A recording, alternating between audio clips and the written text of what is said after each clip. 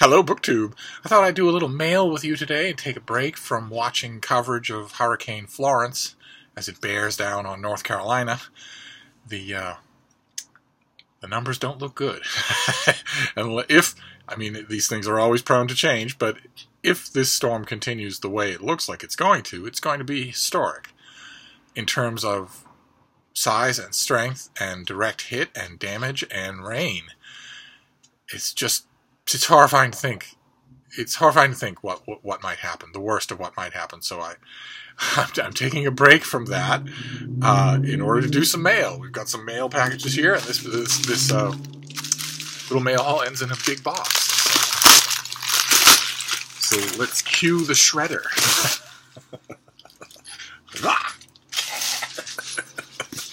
That was plastic, so it's going to be loud. So let's see here. Okay, this one is due next year. It's a paperback original. I very much like those. This is Kara Hunter's In the Dark. A thriller of some kind. Her debut, Close to Home, sold 400,000 copies. Good Lord. And in the anticipation for her next book, featuring Detective Inspector Adam Foley, I guess that was the character from Close to Home. I can't remember if we saw Close to Home on this channel. Let's see here. During a routine home renovation, a young woman and a toddler are found locked in a neighboring basement when a crumbling shared wall is breached. They're starved, thirsty, buried alive, and unidentifiable. The woman can't speak. There are no missing persons reports that match their profiles, and the confused elderly man who owns the house claims he's never seen them before. The inhabitants of quiet Frampton Road are in shock. How could this happen right under their noses? But D.I. Adam Foley knows nothing is impossible, and no one is as innocent as they seem. Okay, I'm kind of hooked. I would be predisposed anyway, because it's a police thriller, which I love, and it's also a paperback original, which I also love. Comes out in late February of 2019, so it's on the other side of the Great Divide for me, but interesting anyway. So let's move on. This is another plastic envelope. This is also piquing Frida's attention. My little disposal unit.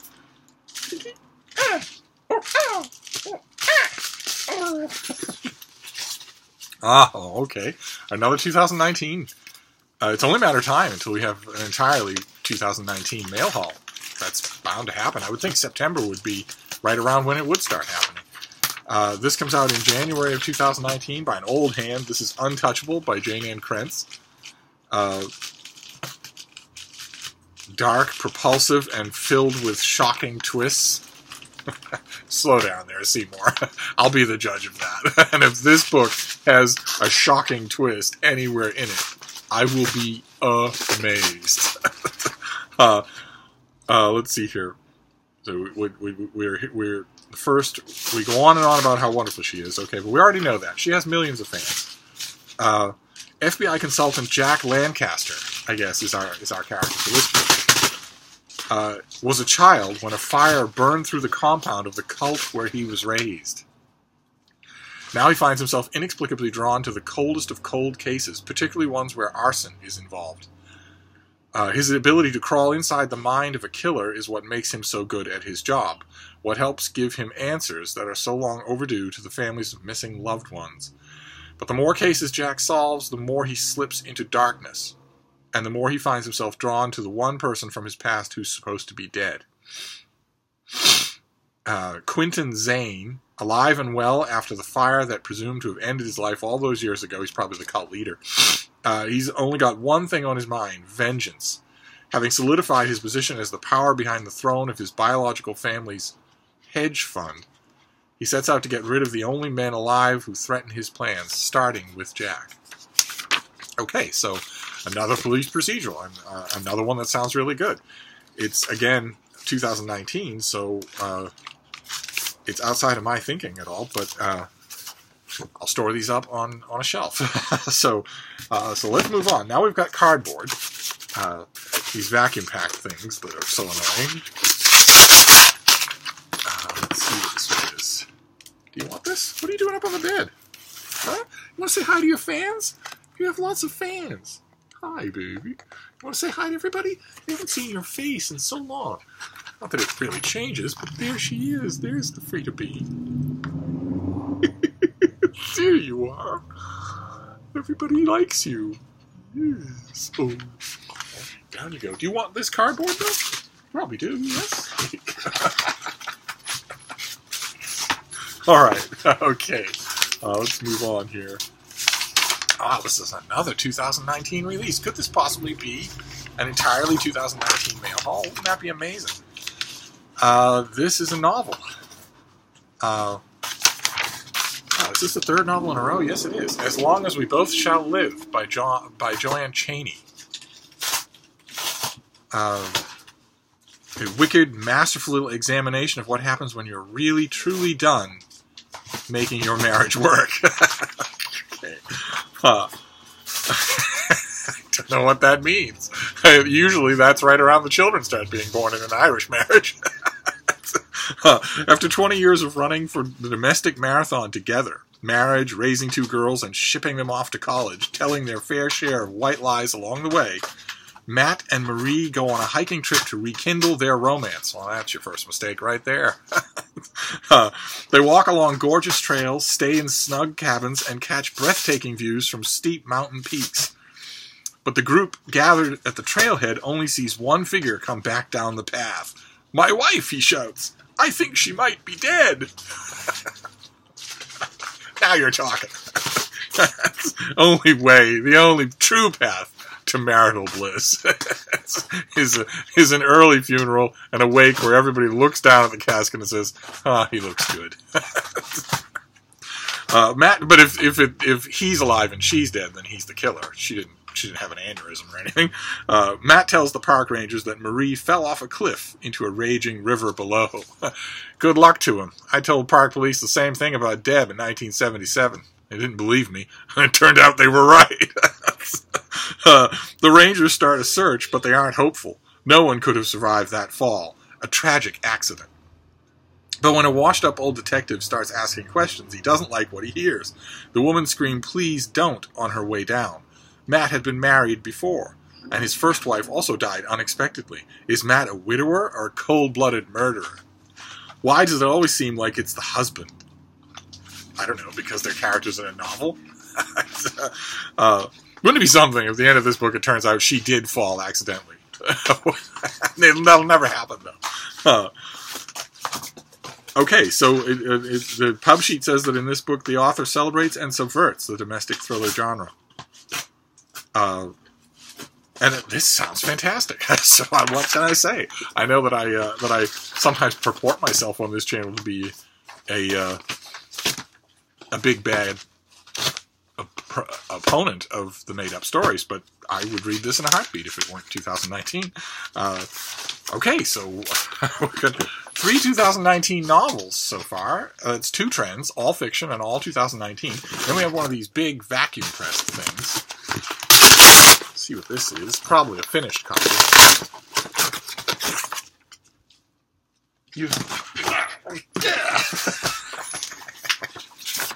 Okay, alright. No more nonfiction and no more 2019. This is due in September, if I remember correctly. Yeah, this is due today. This comes out today. This is a finished copy of Harlow Giles Younger's Dr. Benjamin Rush. I think we saw the advanced copy of this. One of 2 Benjamin Rush biographies this season, this month. Much thinner than the other one. All about yet another forgotten founding father. He was the only doctor to sign the Declaration of Independence. Remember that? Remember reading that the first time? Raised both my eyebrows, and it raised all of your eyebrows too. And he went on to become America's first great humanitarian and social reformer. Yeah, I remember this. He went on to become America's first great social reformer. Okay. He was Dr. Benjamin Rush. It's just possible that another Dr. Benjamin founded the first anti-slavery society on the American continent, long before Dr. Benjamin Rush did, but what do I know? So this comes out today. This comes out September 11th in in hardcover. This guy has 1 million books to his credit. He's been writing these 250-page biographies of Revolutionary era American figures for 10 years, regularly, one a year, more than that sometimes. So there you go. That's biography, and then we have a box to finish out our endeavors. Here we have this nice big thing from Hachette. No idea what this could be. Let's see. Oh no, you can't have this, baby. No. This is foam. Foam is not good for little babies. Oh, okay. But you do want. No, you can't have foam.